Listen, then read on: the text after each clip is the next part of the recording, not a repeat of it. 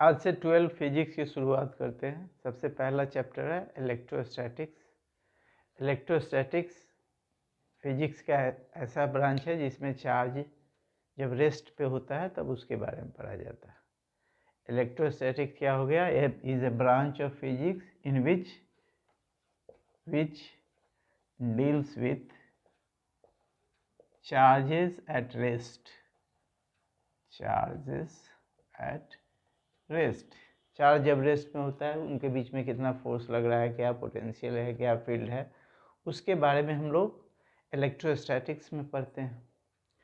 यहाँ most of the discussion क्या होगा? About the charge. सबसे पहले हम लोग चार्ज का डेफिनेशन पढ़ लेते हैं। चार्ज होता क्या है? चार्ज के बारे में एक बार जान लीजिए कि चार्ज बिना मास के संभव नहीं होता है। चार्ज किसका प्रॉपर्टी होता है? Is a property of matter due to which ये इलेक्ट्रिक फील्ड भी प्रोड्यूस करता है एंड मैग्नेटिक फील्ड भी प्रोड्यूस करता है। प्रोड्यूस करने के साथ उसको एक्सपीरियंस भी करता है। तो चार्ज क्या होगा? Is a property of matter due to which it produces as well as experiences क्या? Electric field and magnetic field. Electric field को EF से लिखते हैं एंड मैग्नेटिक फील्ड क्या होगा? MF हो जाएगा। यानी चार्ज क्या हो गया? मास की एक प्रॉपर्टी हो गई जिसकी वजह से इलेक्ट्रिक फील्ड और मैग्नेटिक फील्ड को प्रोड्यूस भी करता है, एक्सपीरियंस भी करता है। अब चार्ज के बारे में दो तीन बातें हैं वो जाननी चाहिए। पहला क्या? फर्स्ट वन इज जो हमारा डेफिनेशन है कि electric charge at rest produces electric field around it. ये होगा charge at rest produces electric field around it. और दूसरा प्रॉपर्टी है कि चार्ज पार्टिकल जब मोशन में होता है तो अपने आसपास मैग्नेटिक फील्ड भी प्रोड्यूस करता है, इलेक्ट्रिक फील्ड भी प्रोड्यूस करता है, लेकिन कभी कभी नहीं भी करता है। मान लो electric current flows through a conductor, what will happen? वो तो न्यूट्रल होता है ना, तो उसके आसपास इलेक्ट्रिक फील्ड तो नहीं बनता है, लेकिन मैग्नेटिक फील्ड बनता है। तो क्या होगा? Charges in motion magnetic field produce करते हैं। ये लिख देते हैं, चार्जेस इन मोशन क्या प्रोड्यूस करता है? Produces magnetic field around it, MF लिख देते हैं। एंड थर्ड वन है कि चार्ज पार्टिकल जब एक्सेलरेट करता है तो क्या करता है? एनर्जी रिलीज करता है। वही हम लोग in terms of electromagnetic wave देखते हैं। तो चार्ज पार्टिकल यानी एक्सेलरेटेड चार्ज पार्टिकल क्या होता है? Accelerated charge particle releases energy, releases energy. क्या करता है? एनर्जी को रिलीज करता है। अब हम सबको पता है कि यूनिवर्स में जितने भी सब्सटेंस हैं they are made up of atoms and molecules. और एटम एंड मॉलिक्यूल क्या होते हैं? They are neutral. एटम के बारे में हम लोग जानते हैं, एटम क्या होता है? सेंटर में एक न्यूट्रॉन प्लस प्रोटॉन होते हैं, उसके चारों तरफ क्या होता है? इलेक्ट्रॉन होता है। ये भी हम लोग जानते हैं कि दोनों का नंबर सेम होता है, चार्ज भी सेम होते हैं, इसलिए एटम्स एंड मॉलिक्यूल्स क्या होते हैं? न्यूट्रल फिजिकल क्वांटिटी होते हैं। तो ये चार्ज आता है कहाँ से? चार्ज के बारे में ये जब बात जाननी होगी कि charge always develops on a body due to transfer of electron from one body to another body. Charge किसी बॉडी पे कैसे डेवलप करता है? Charge develops on a body कैसे भाई? Due to transfer of electron, transfer of electron from one body to another one, from one body to another one। Obviously मान लो दो body हमारे पास हैं, मान लो ये एक बॉडी है, ये दूसरा बॉडी, इलेक्ट्रॉन का ट्रांसफर हो रहा है, देन व्हाट विल हैपन? जहाँ पे इलेक्ट्रॉन जाएगा the body becomes negatively charge, क्योंकि there will be excess of electron. तो जहाँ कहीं भी एक्सेस ऑफ इलेक्ट्रॉन होगा देन बॉडी बिकम्स क्या हो जाएगा, निगेटिवली चार्ज हो जाएगा। और जहाँ से इलेक्ट्रॉन ट्रांसफ़र होगा वो क्या होगा, वहाँ पे डिफिशियंसी ऑफ इलेक्ट्रॉन होगा, तो बॉडी बिकम्स क्या होगा, पॉजिटिवली चार्ज हो जाएगा। ठीक है, इतनी बातों को लिखिए। These are the property of charges. ये सबको पता होना चाहिए, ये सबको पता होना चाहिए। स्क्रीन लॉक के लिख लेना है।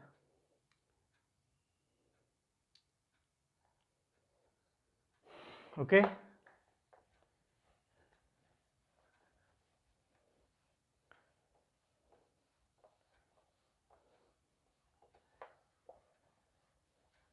चार्ज के बारे में कुछ और बातें हैं जो जाननी है।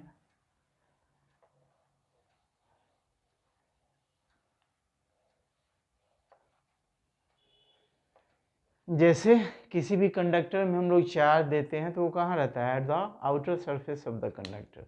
ये बात भी ध्यान रखनी है कि charge given to a conductor कहाँ पे रहता है, always resided on the outer surface of the conductor, always resided on the outer surface of the conductor।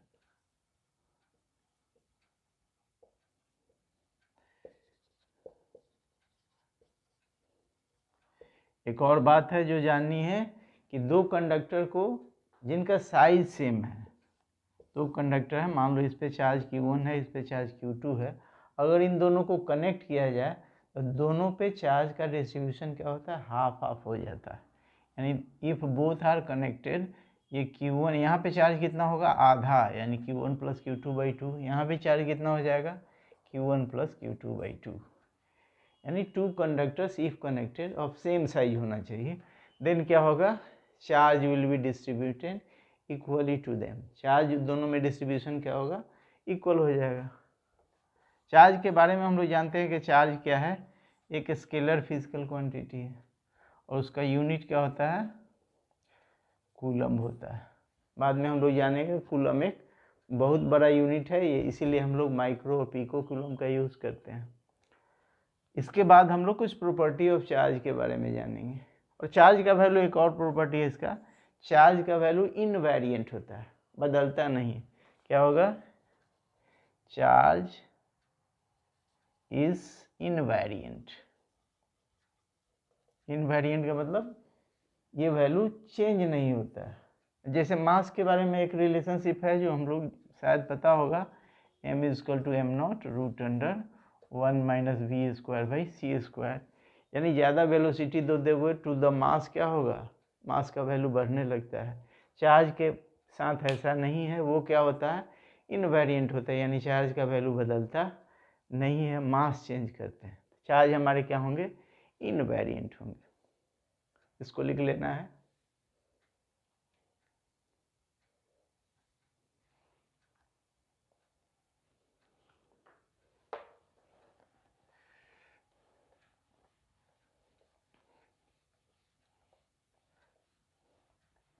Then हम लोग बात करते हैं सम मोर प्रॉपर्टीज ऑफ चार्ज।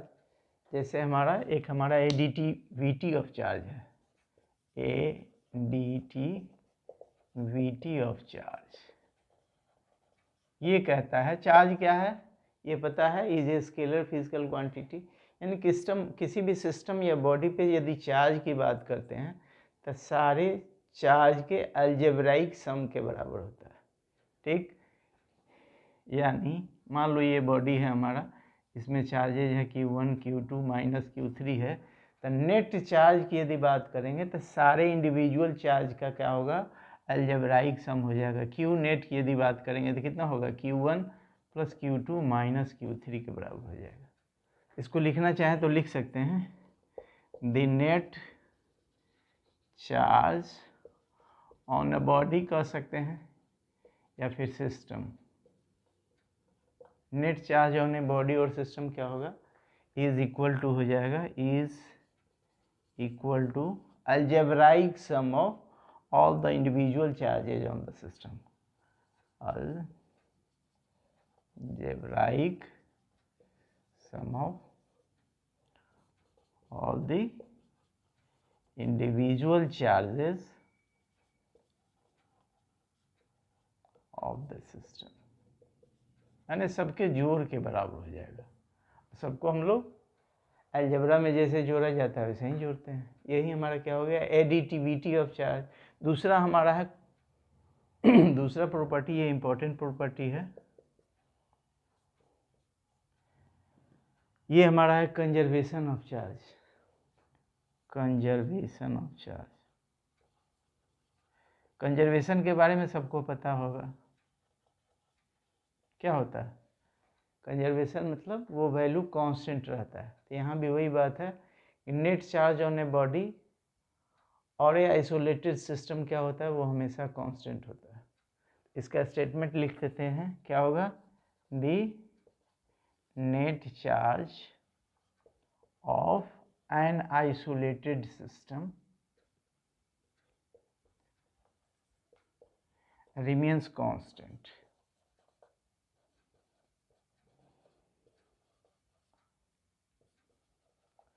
यानी net charge of a body और सिस्टम क्या होता है, नहीं बदलता है।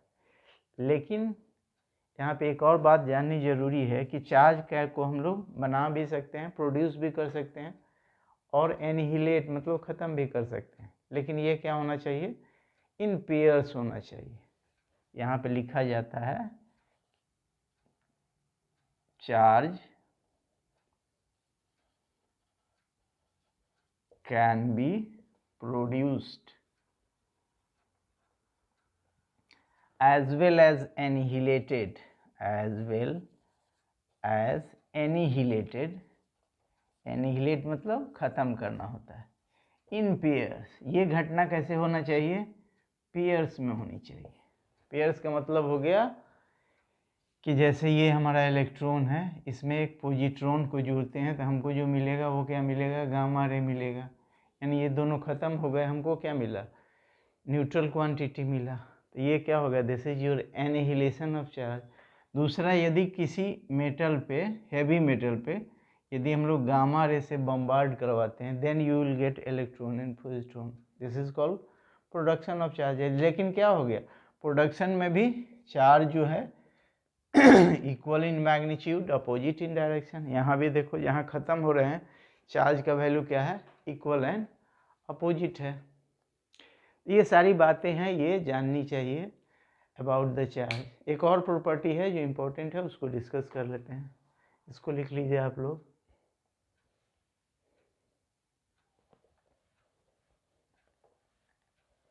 स्क्रीन रोक के लिख लेना है।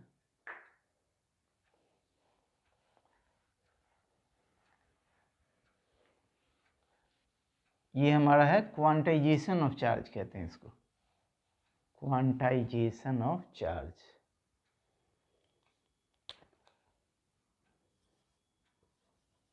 Quantization of charge. अभी हम लोग चार्ज के बारे में पढ़ा, क्या पढ़ा कि charge develops on a body due to transfer of electron from one body to another one. वही उसी का एप्लीकेशन है बेसिकली। ये कहता है कि किसी बॉडी पे जो चार्ज होगा only integral multiple of charge on electron होगा। अब वैसे तो हम लोगों को पता है चार्ज क्या है, फंडामेंटल यूनिट है। इलेक्ट्रॉन पे जो चार्ज होता है वो फंडामेंटल होता है, उसको डिवाइड नहीं कर सकते। यानी चार्ज, इलेक्ट्रॉन का चार्ज फ्रैक्शन में ट्रांसफ़र नहीं होगा। इसीलिए कहा जाता है, क्वांटाइजेशन का मतलब हो गया कि चार्ज जो एग्जिस्ट करता है ऑन ए बॉडी वो क्या होगा, that will integral multiple of charges on electron. Charge exists on a body as an integral multiple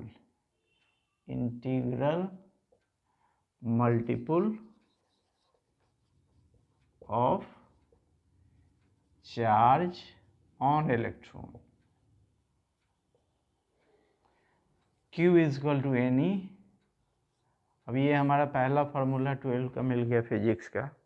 यहाँ क्यू का हुआ टोटल चार्ज हो गया, एन हमारे इंटीजर्स हो गए, एन क्या हो गया, इंटीजर्स हो गया, ई क्या हो गया, चार्ज ऑन इलेक्ट्रॉन हो गया। इसी को हम लोग क्या कहते हैं, क्वांटाइजेशन ऑफ चार्ज। ये इंपॉर्टेंट प्रॉपर्टी है, चार्ज का क्या है, इंपॉर्टेंट प्रॉपर्टी है, इसको ध्यान में रखना है।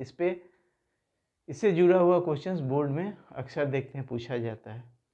ये हमारा क्वांटाइजेशन ऑफ चार्ज है, इसको ठीक से समझ के लिखना है। क्वांटाइजेशन ऑफ चार्ज क्या कहता है कि किसी भी बॉडी पे जो चार्ज एग्जिस्ट करता है वो as an integral multiple of charge on electron होता है। इसी को हम लोग क्या कहते हैं, क्वांटाइजेशन ऑफ चार्ज। इसको लिख लेना है।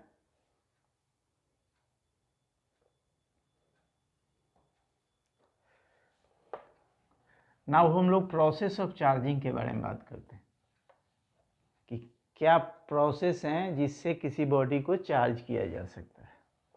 उसमें 3 का नाम होगा, बहुतों को पता होगा। प्रोसेस ऑफ चार्जिंग क्या होता है, पहला हमारा this is your friction, second one is called conduction, and third one इसको हम लोग कहते हैं इंडक्शन। ठीक, फ्रिक्शन ऑब्वियस है, दो बॉडी को यदि रब करते हैं then electron is being transferred from one body to another one. दो बॉडी को हम लोग रब करते हैं then what will happen, electron का ट्रांसफ़र होगा एक बॉडी से दूसरे बॉडी में। तो यहाँ से ट्रांसफ़र होगा, वहाँ क्या होगा, इलेक्ट्रॉन का डिफिशियंसी हुआ, then body becomes positively charge. और जहाँ पे इलेक्ट्रॉन का ट्रांसफ़र होगा there will be excess of electron, तो वो बॉडी क्या हो जाएगा, निगेटिवली चार्ज हो जाएगा। फिर से एक बार कि दो बॉडी को यदि रब करते हैं तो उस ड्यू टू फ्रिक्शन के कारण electron is being transferred, electron का ट्रांसफ़र एक बॉडी से दूसरे बॉडी में होगा।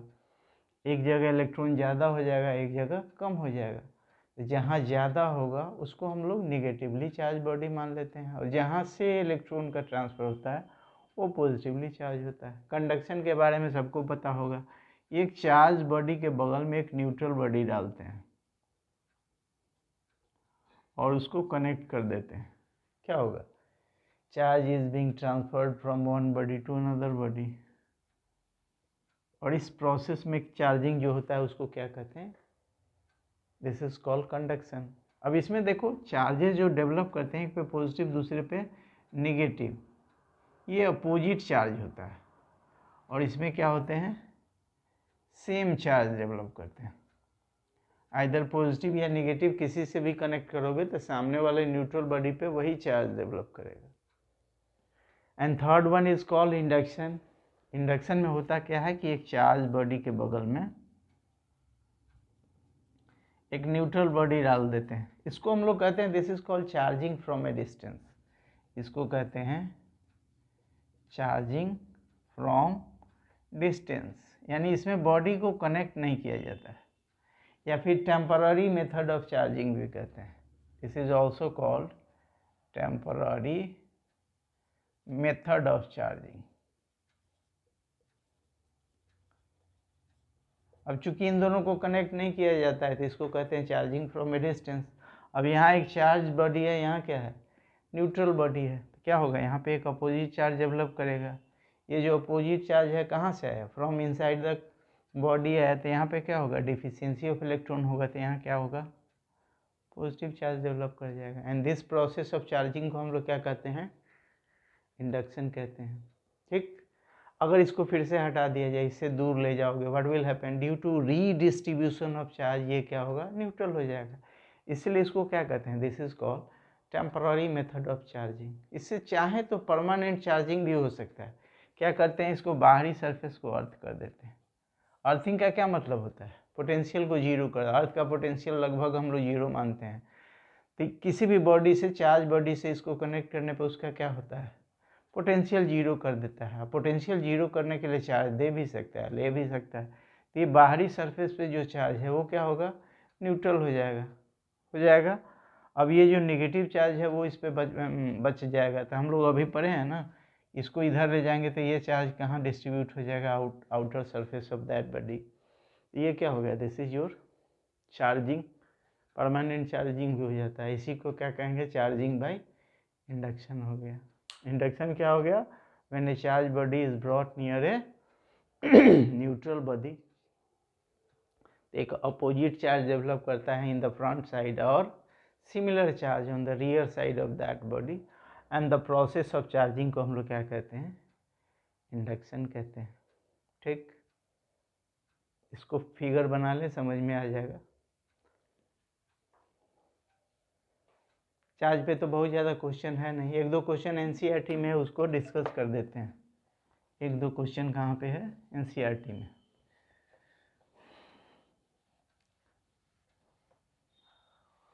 पहला क्वेश्चन ये है कि 10⁹ electron is being transferred from one body to another body in 1 second.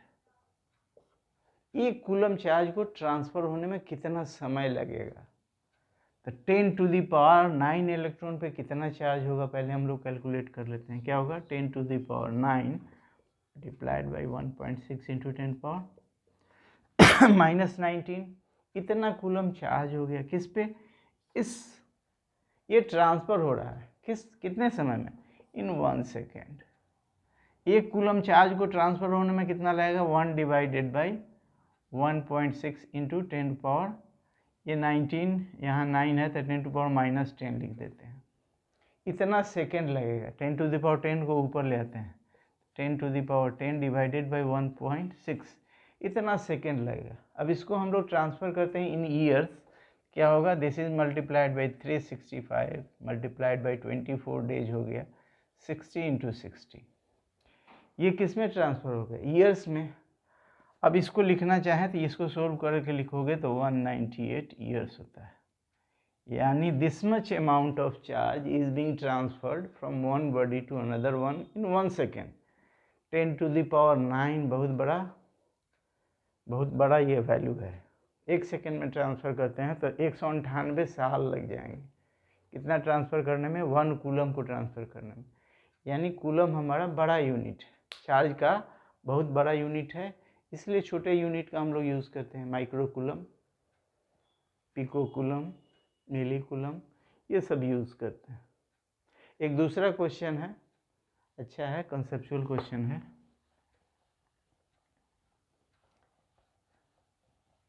एक कप पानी में कितने इलेक्ट्रॉन एंड प्रोटॉन पे कितने चार्जेज हैं निकालना।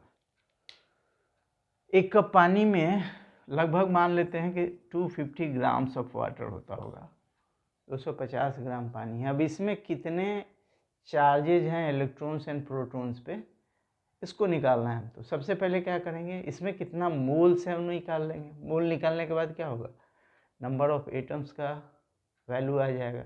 उसके बाद हम लोग नंबर ऑफ इलेक्ट्रॉन प्रोटॉन से मल्टीप्लाई करके उसके चार्ज से मल्टीप्लाई कर देंगे तो टोटल चार्ज का वैल्यू निकल जाएगा ना। सबसे पहले मोल का वैल्यू निकालते हैं। तो एक मोल क्या होता है, एटॉमिक वेट इन ग्राम को मोल कहते हैं। Atomic weight in gram is called mole, इसी को ना मोल कहते हैं। अब H2O का एटॉमिक वेट कितना होगा, H2 18 2 नहीं 16 एंड 2 कितना हो जाएगा, 18 ग्राम हो जाएगा। एक मोल हो गया कितना, 18 ग्राम। अब हमको पता करना है कि इसमें कितने नंबर ऑफ मोल्स हैं।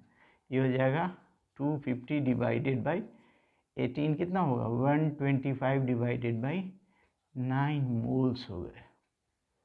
अब मोल हमारा कितना है ये पता हो गया, तो इसमें नंबर ऑफ एटम्स कितने होंगे ये निकल जाएगा।